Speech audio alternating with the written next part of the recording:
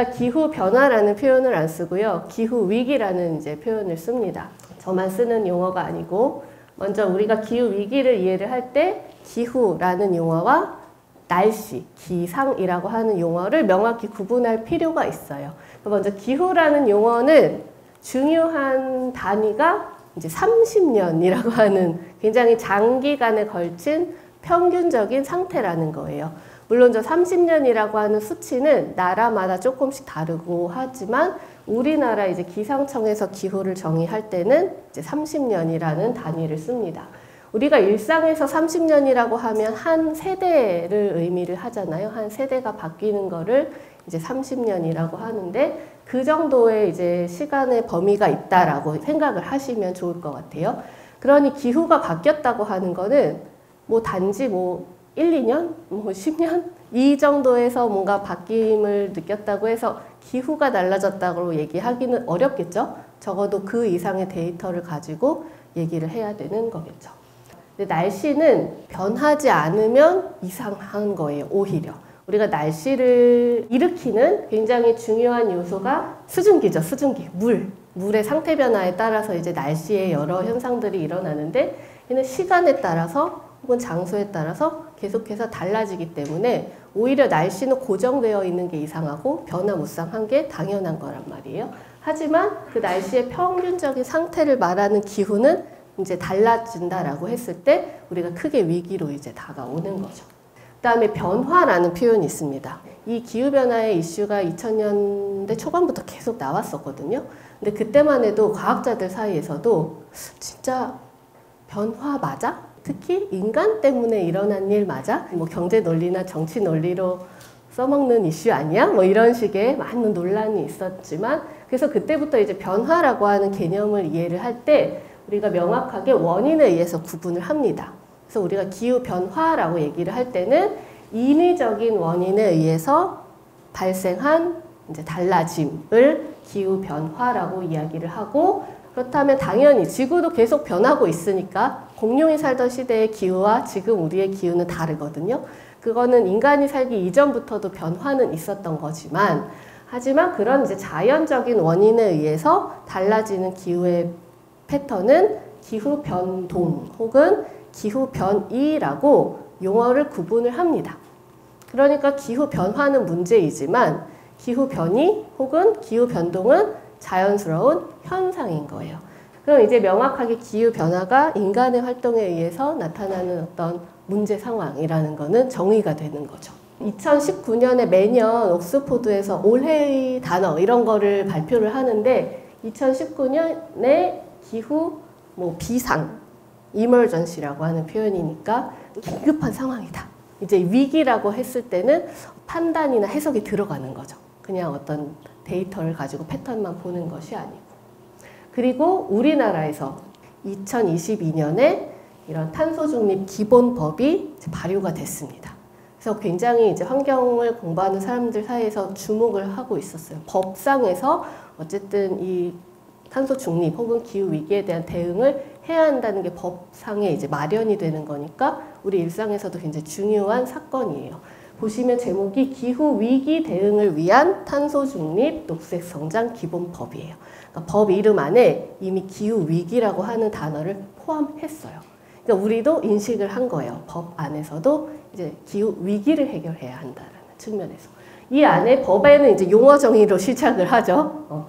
보면 기후 변화에 대한 용어 정의는 이렇게 나옵니다. 여기서 사람의 활동으로 인하여 아까 제가 말씀드린 거랑 비슷해요. 여기에 이제 기후 변동을 같이 섞어서 이제 얘기를 하긴 합니다. 그리고 기후 위기라고 하는 걸 법상에서 이제 진단을 했을 때는 인류 문명에 회복할 수 없는 위험을 초래하여 획기적인 온실가스 감축이 필요한 상태. 그럼 우리가 이제 탄소 중립 기후 위기의 극복을 얘기를 할 때는 인류 문명에 회복할 수 없는 위험, 여러 재난이나 이런 문제들, 다양성 파괴든 생태계 파괴든. 그래서 이제 온실가스 감축이라고 하는 액션으로 우리가 이어져야 한다는 걸 이해하실 수 있을 것 같아요. 그래서 이제 온실가스에 대한 이해를 이제 해야 되는데 온실가스의 대표적인 주범 누구죠? 네, 맞아요. 1등 이산화탄소, 2등 메테인, 3등 아산화질소예요. 근데 그중에 이제 전 메탄에 대해서만 잠깐 이야기를 하겠지만 또 이제 온실가스에 대한 이해들이 필요해지는 거고요. 우리가 이런 이제 기후에 대해서 기후 위기 상황에 대해서는 이해를 했는데 그럼 이제 이걸 극복을 하기 위한 여러 노력들이 이제 미래에 있어야겠죠. 현재부터 이제 미래 상황에서는. 그럼 그랬을 때 우리가 너무 어려운 게 기후라고 하는 것은 단순히 하나의 현상이 아니라 굉장히 여러 공간이든 시간이든 뭐 이해 당사자들이 굉장히 복잡하게 얽혀 있는 게 해결하기 어려운 이유예요. 그래서 우리가 기후를 단지 어떤 하나의 덩어리라고 보는 것이 아니라 이제 시스템에 대한 이해를 해야 합니다. 그래서 기후계, 클라이밋 시스템. 우리가 생태계도 생태계라고 하는 게 이제 시스템이잖아요. 우리 몸도 하나의 시스템이거든요. 그래서 어느 사람이 막 뭐 너무 배가 아파가지고 아무리 내과를 가도 치료가 안 되는데 알고 보니 뭐 이가 아파서 소화가 안 돼서 치과에 가서 배 아픈 걸 치료하고 이게 우리 몸이 하나의 시스템이기 때문이거든요. 기후도 마찬가지예요. 그러면 원인과 해결 방안의 진단에 대한 것이 굉장히 복잡하게 얽혀 있다는 거예요. 그래서 그거를 해석하는 방법이 저는 과학이라고 생각을 해요. 그 원인을 찾고 진단을 해서 해결할 수 있는 방법. 우리가 기후를 이야기할 때는 대부분 대기의 상황, 그러니까 대기학을 전공을 하거나 뭐 대기 분야라고 생각을 할 수 있어요. 당연히 우리가 기온 상승이라고 하는 현상이 굉장히 중요한 축이기 때문이에요. 하지만 기후를 이루고 있는 기후 시스템에 영향을 주고받는 요소들은 굉장히 다양하다는 겁니다. 당연히 대기에서의 여러 요인들 존재를 하고요. 바다와 대기의 상호작용. 그리고 땅 안에는 사람이라고 하는 요인도 있고 뭐 식물을 비롯한 이제 생태계 시스템들도 있을 수 있고요. 또 우리가 지구의 이제 시스템을 얘기를 할 때 빙권이라고 해서 이제 얼음, 눈과 얼음과 같은 얼음권에 대한 것도 있고 아까 제가 기후 변이를 얘기했을 때처럼 천문학에 대한 부분, 그러니까 우주에 대한 부분, 우리 뭐 태양을 비롯해서 이런 부분들도 다 기후에 영향을 미치고 있는 거예요. 서로 영향을 받으면서 기후라고 하는 현상을 만드는 것이죠. 그러니까 대기에만 초점을 하면 안 된다는 거예요. 그래서 탄소 중립이라는 것도 마찬가지예요. 우리가 탄소 순환 시스템을 이야기를 하는데 우리가 탄소라고 하면 아까 얘기한 이산화탄소는 기체니까 대기의 또 문제로만 생각을 할 수가 있거든요. 근데 그게 아니라 우리가 탄소라고 하는 것은 이 지구상의 시스템 모든 곳에서 돌고 있어요. 그래서 그 시스템을 이해를 해야 어디를 살폈을 때 어디가 바뀌고 이런 걸 이제 명확히 알 수 있겠죠. 보시면 이제 대기에는 이산화탄소의 형태로 탄소가 존재를 하겠죠. 탄소의 저장 능력이라고 하는 것은 현재 상태에서 걔를 머금고 있을 수 있는 양이라고 보시면 돼요.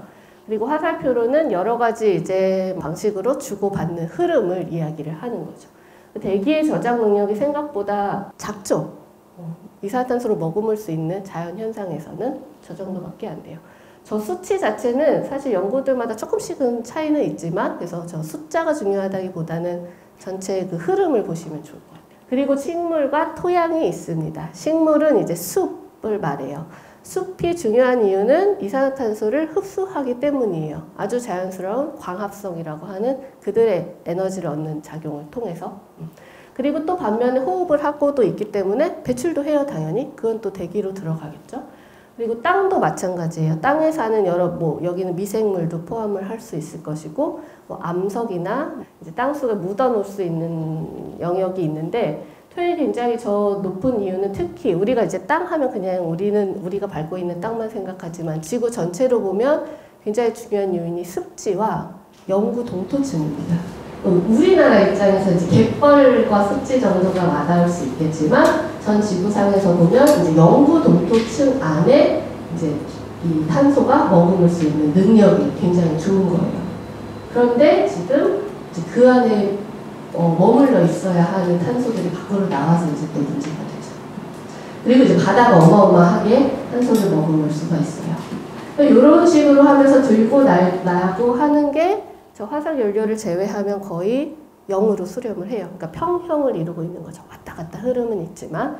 그런데 이제 저 화석 연료로 등장하는 게 이제 석탄과 석유와 같은 화석 연료이고 화석 연료를 태우면 이제 대기 중으로 이산화탄소가 가는 거예요.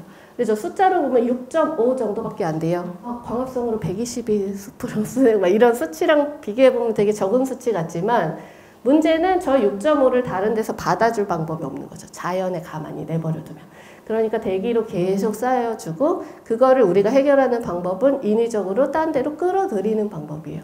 그래서 저기 대기로 나간 이산화탄소를 땅에 저장을 하든 바다에 저장을 하든 숲에 저장을 하면 되겠죠. 그런 게 이제 과학기술로 극복하기 위해서 노력하는 하나하나의 분야들이 되는 거예요.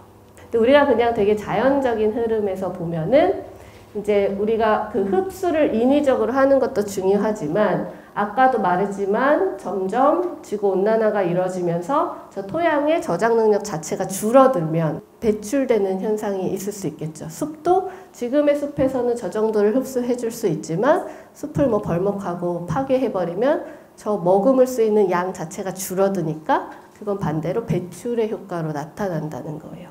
그러니까 우리가 지구온난화가 단순히 대기의 온도만 올라가는 문제가 아니라 군데군데 시스템 자체에서 붕괴가 일어나기 시작을 하는 거죠. 바다도 따뜻해지면 이산화탄소 많이 못 머금어요.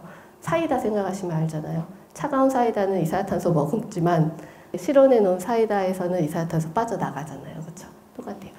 그런 영향들이 이 안에서 막 돌고 돌면서 이제 문제로 나타납니다. 이 시스템을 이해하면 사실 우리가 탄소 중립이라던가 기후위기의 문제를 어디서 어느 지점에서 해결하고 나무를 심자고 하고 습지를 지키자고 하는지 단순히 생태계의 보존의 문제가 아니라 기후위기 차원에서도 해석을 할 수가 있어요.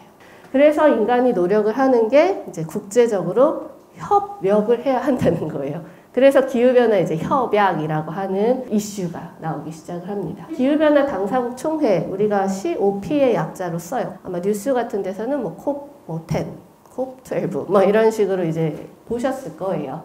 그래서 그 COP이라고 하는 회의가 첫 번째 개최한 거는 95년 독일에서이고 사실 우리가 모든 뭐 법이든 아까 법이든 이런 협약이든 하자라고 해서 바로 내일부터 되는 게 아니잖아요. 하자. 언제부터 하자. 그러면 그때부터 진짜 시작되고 뭐 이런 이제 좀 시차가 있어요.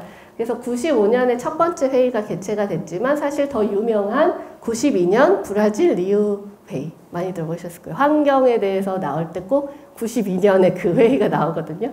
그때 이제 처음 하자고 해서 기후변화 협약이 채택이 되고 이제 95년에 이제 첫 번째 회의가 시작이 됩니다. 2005년 교토 의정서 이게 아마 제일 많이 들어보셨을 것 같아요. 2005년에 교토 의정서가 발효가 된 거예요. 저것도. 저때 그 전부터 이제 작업들이 쭉 있었고 이제 실제로 이제 실행을 시작하자라고 한 게 2005년이었어요. 교토 의정서는 뭐 말 그대로 교토에서 일어났던 이제 회의로부터 온 거고 이게 제일 유명한 게 이제 이산화탄소 배출을 줄여보자라고 하는 뭔가의 합의를 이루었다는 거에서 굉장히 주목을 했었죠.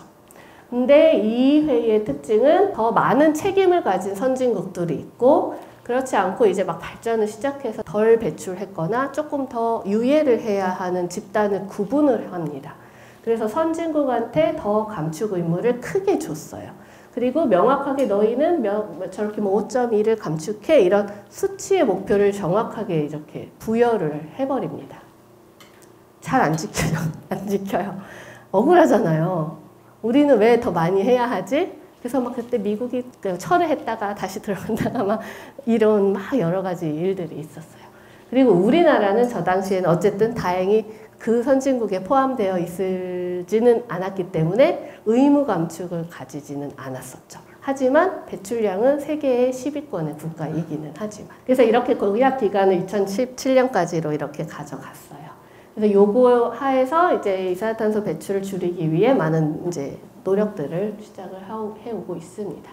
우리가 IPCC라고 하는 용어도 많이 들어보셨을 거예요. 그렇죠? 기후변화에 관한 정부 간 협의체 IPCC인데 여기는 과학자들 뿐만 아니라 뭐 정책과 관련한 사람들, 뭐 경제와 관련한 여러 이제 국가의 여러 전문가들이 모이는 집단이라고 생각을 하시면 돼요.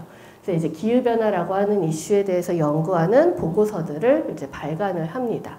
그래서 2007년에 이제 4차 보고서가 발표가 됐고, 2007년이 또 중요한 게 이 IPCC라고 하는 단체가 그 당시에 미국의 부통령이었던 엘 고어 부통령이 그 지구온난화에 대해서 불편한 진실 이런 책도 쓰고 하면서 노벨 평화상을 수상을 해서 좀 의미가 한번 확 이렇게 부각이 됐었던 해입니다.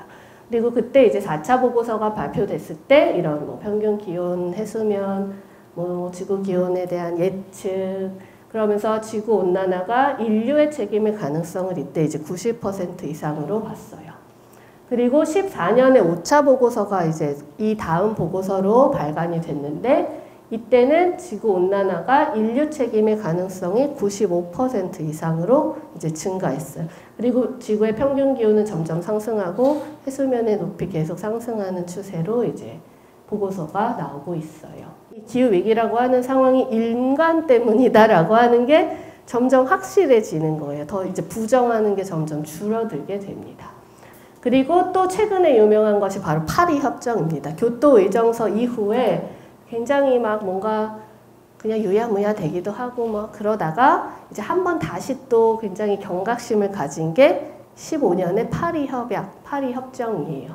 그래서 이때 우리가 지금 얘기하는 뭐 1.5도 이하로 해야 한다. 아니 이제 정말로 안 돼도 2도 이하로는 우리가 기온 상승 폭을 막아야 한다.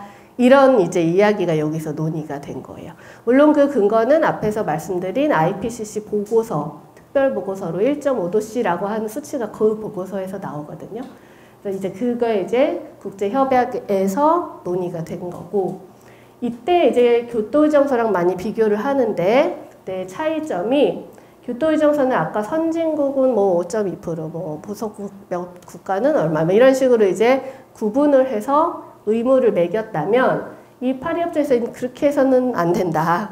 모든 당사국이 감축의 의무를 가져라. 선진국이든 뭐 개발도상국이든 상관없이 감축 의무를 가지되 그렇게 강제적으로 의무를 부과하는 것이 아니라 그 나라의 뭐 경제 상황이나 뭐 과학기술 상황이 다 다르니까 그런 상황에 맞게 각자 목표를 가지고 와라. 그래서 이제 나라마다 그 감축 목표를 이제 설정을 하는 거예요. 그래서 우리나라도 했어요. 우리나라 뭐 이 정도 배출하고 이 정도 여력이 되니까 이렇게 할게요 하고 첫 번째 제출했는데 엄청 욕을 먹었어요.